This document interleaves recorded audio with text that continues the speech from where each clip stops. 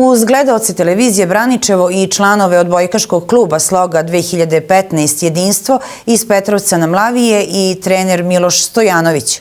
Dobar dan svim gledaocima televizije Braničevo. Moje ime je Miloš Stojićević i ja sam glavni trener odbojkaškog kluba Sloga 2015 Jedinstvo iz Petrovca na Mlavi.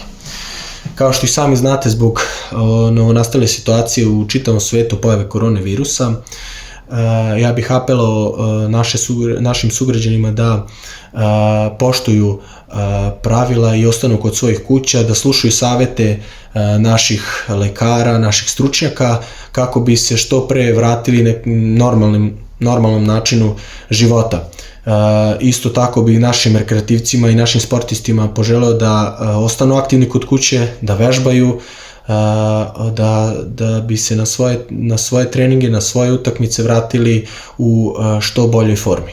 Zato ostani kod kuće i budi aktivan.